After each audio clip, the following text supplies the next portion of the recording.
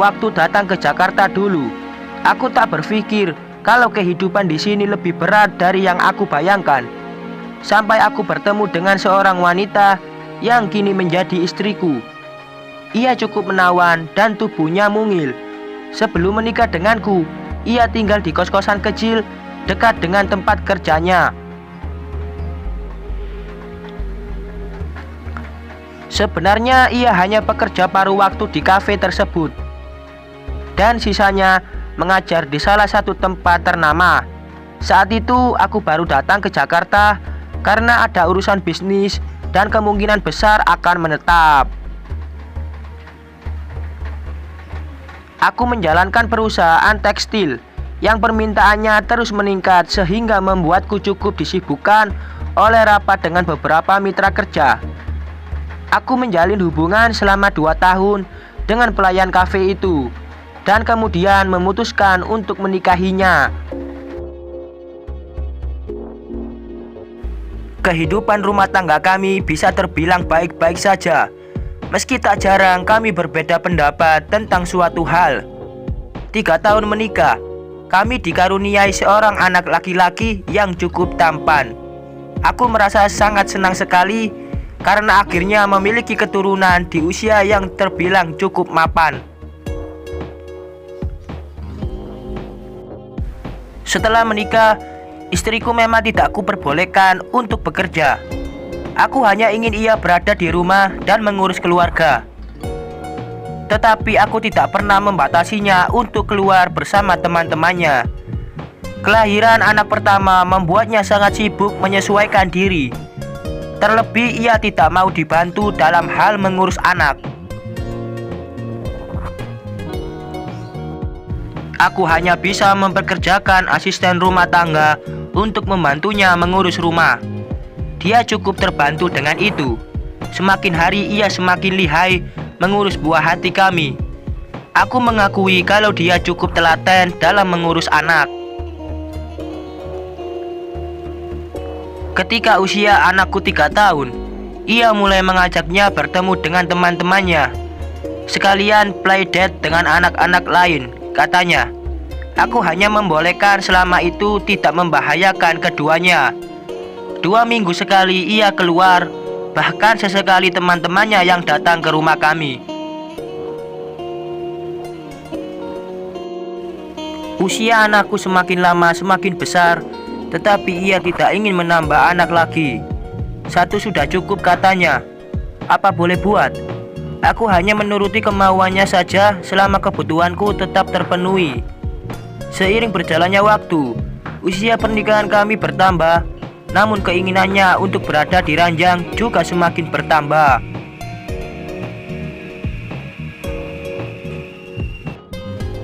Jujur saja, usia pernikahan kami baru menginjak 6 tahun dan hampir setiap minggu kami melakukannya, tetapi ternyata ia tidak pernah puas. Terkadang ia sering mengatakan kalau ia rindu dengan temannya di kafe. Kalau kamu pengen ketemu, kenapa enggak kamu temui aja? Tanyaku. Mendengar hal itu, dia terlihat sangat antusias. Bolehkah? Tanyanya. Boleh kok, jawabku. Rupanya kata temu itu berbeda dengan apa yang kumaksudkan. Selama ia bekerja di kafe itu, aku tidak pernah tahu apa aja yang ia kerjakan karena kupikir sama saja dengan pelayan di restoran lain. Belakangan ini aku baru menemukan arti kata temu untuknya, yaitu kegiatan yang seharusnya tidak ia lakukan dengan orang lain. Setelah aku mengizinkan dia menemui temannya sewaktu bekerja di kafe, keesokan harinya ia pun pergi ke sana. Aku sempat bingung karena ia pergi pada malam hari, ketika anak kami sudah tertidur. Kamu mau kemana? Tanyaku. Ketemu teman di kafe, jawabnya. Mereka baru selesai bekerja sebentar lagi, tambahnya. Aku mengiyakan dan ia pun pergi menggunakan mobilnya. Aku memutuskan untuk tidur lebih awal karena besoknya harus pergi pagi-pagi sekali ke lokasi pabrik. Entah di jam berapa aku setengah terbangun dan melihat istriku memasuki kamar masih menggunakan pakaian sebelumnya. "Kamu baru pulang? Jam berapa ini?" tanyaku. "Jam 2, jawabnya. Kemudian ia masuk ke dalam kamar mandi dan berganti pakaian. Ia naik tidur di sebelahku dan meminta untuk ditemani. Setelah itu kami pun tertidur pulas. Esok paginya aku berangkat ke pabrik dan meninggalkan istriku yang masih tertidur. Sepanjang perjalanan menuju pabrik, aku mendengarkan rekan kerjaku yang terus membicarakan wanita-wanita di klub malam. Aku pernah ke sana tetapi hanya untuk minum, bukan mencari wanita. Aku terus mendengarkan mereka bercerita sambil sesekali melontarkan guyon. Tak lama, kami sampai di lokasi pabrik dan baru melakukan perjalanan pulang di sore hari. Salah satu teman mengajakku untuk mampir ke sebuah klub. Aku pikir tak ada salahnya karena sudah lama sekali aku tidak ke sana. Jadi saat itu, aku menyetujui ajakannya. Baru mau masuk ke dalam mobil, tiba-tiba istriku telepon meminta izin untuk pergi bersama dengan teman-temannya. Aku menanyakan bagaimana dengan anakku. "Aku titip sama mama," jawabnya. Mama adalah sebutan untuk mertuaku, sedangkan ibu untuk orang tuaku. Aku membolehkan karena memang sepertinya aku akan pulang larut malam. Banyak yang mengatakan kalau aku terlalu membebaskan istriku pergi dengan teman-temannya. Tetapi aku kira itu adalah hal biasa. Sebelum anak-anakku besar dan membutuhkan perhatian lebih dari segi pendidikan, aku kira itu hal wajar. Terlebih jika urusan anakku tidak terlantar. Ketika aku sampai di klub, aku memesan minuman dan mulai melontarkan guyonan. Ada beberapa temanku yang hinggap ke wanita lain, sedangkan aku hanya duduk di sofa sambil sesekali melihat kelakuan temanku. Ia sedang asik menari dan aku sangat menikmati minumanku. Tiba-tiba, aku melihat seorang wanita yang sangat mirip dengan istriku. Aku berpikir kalau itu hanyalah halusinasiku saja. Tetapi semakin aku perhatikan, aku semakin yakin kalau itu adalah dirinya. Aku melihat dia sedang berjoget bersama teman wanitanya. Syukurlah, batinku. Tetapi lama-lama wajah mereka mulai berdekatan hingga tidak ada jarak. Aku terkejut, tetapi berusaha untuk melihatnya dari jauh. Aku hanya ingin mengetahui apa yang sebenarnya ia lakukan jika berkumpul dengan teman-temannya. Tak lama, ada seorang laki-laki yang memeluk pinggang istriku dari belakang. Aku semakin kaget dan tidak percaya dengan apa yang aku lihat. Aku melihat mereka kembali dan bergabung bersama teman-temannya yang lain. Tak lama istriku pergi membawa tas bersama dengan wanita yang baru saja menciumnya. Aku bergegas mengikuti kemana mereka pergi. Tetapi karena aku baru saja meminum alkohol, akhirnya aku memanggil taksi. Aku meminta taksi itu mengikuti kemana mobil yang membawa istriku pergi.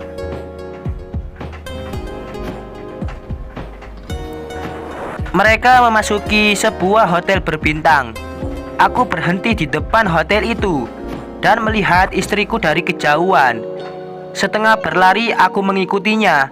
Aku melihat istriku tidak datang ke meja resepsionis, dan itu berarti kamar yang dipesan bukan atas nama dirinya. Aku berlari mengejarnya, tetapi hanya melihat punggungnya memasuki lift. Aku menebak di angka berapa ia turun dari layar yang tertera di atas pintu lift. Bersyukur, lift itu hanya mengarah pada satu lantai. Aku segera masuk ke dalam lift satunya dan memencet tombol 15. Saat aku tiba, aku mencari istriku di kedua koridor hotel. Aku melihat ia masih berjalan di salah satu sisinya bersama wanita itu. Mereka mengarah ke salah satu kamar. Aku mengikutinya perlahan dan melihat mereka masuk ke dalam. Dari luar pintu aku mendengar banyak suara. Tak hanya perempuan, tetapi juga laki-laki. Aku menelpon istriku dan menanyakan keberadaannya. Ia jujur kalau sedang berada di hotel berbintang, tetapi tidak menjelaskan bersama siapa. Setengah jam aku menunggu di depan kamar itu, kemudian memberanikan diri mengetuk pintunya. Wanita itu yang membukakan pintu dan sangat terkejut ketika mendapati aku sudah berdiri di depan pintu kamar mereka. Aku melihat apa yang seharusnya tidak terjadi saat itu.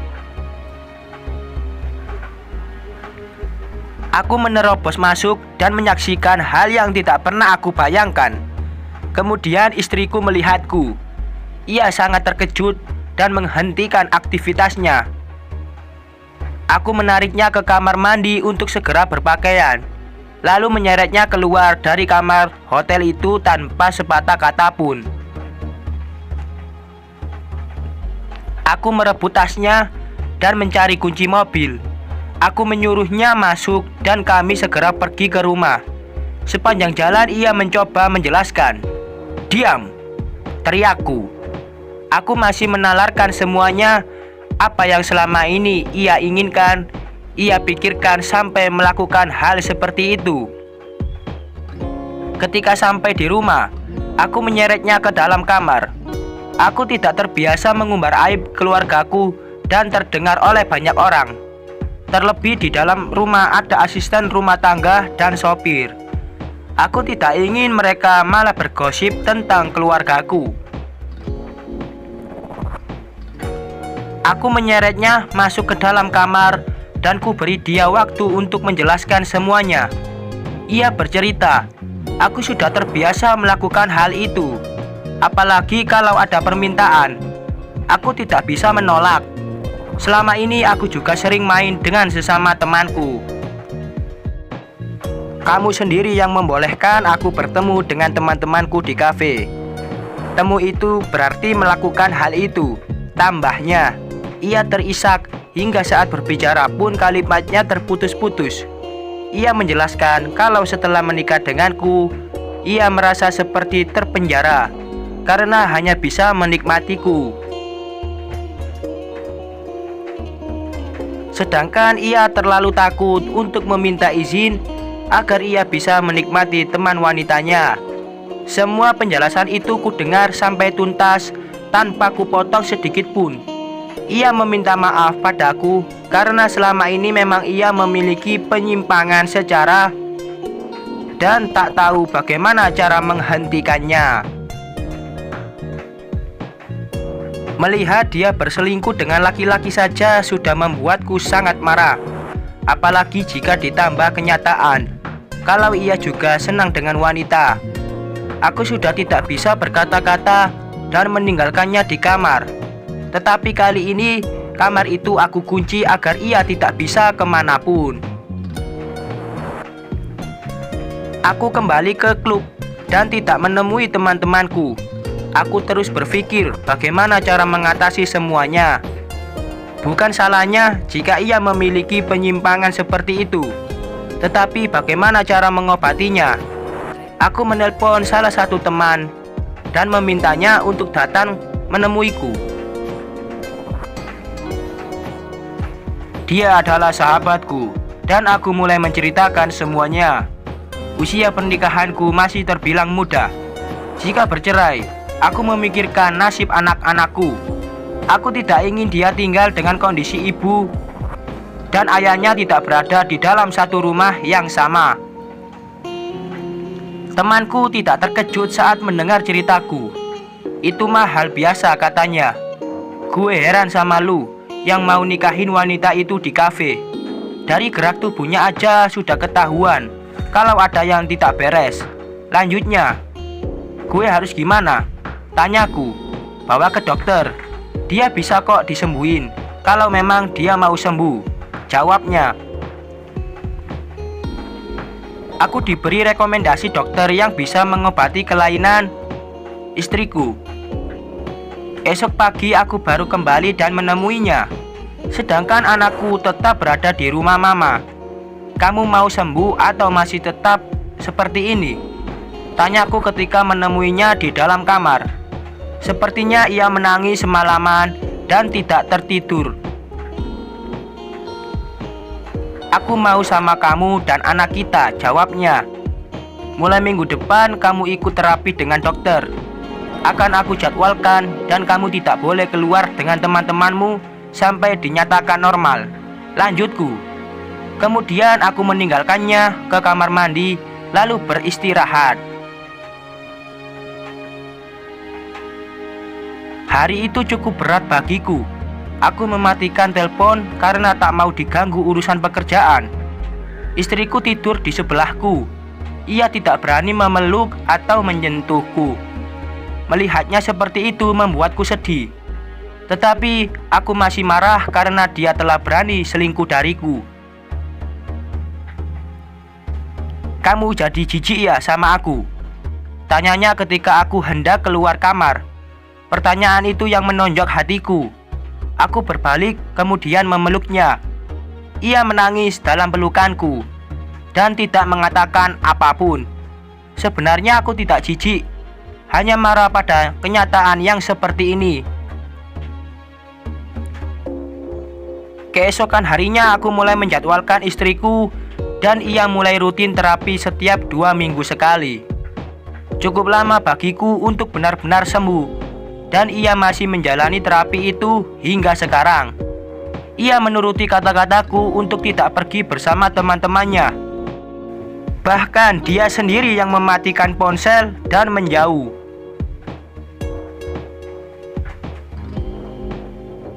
Tamat.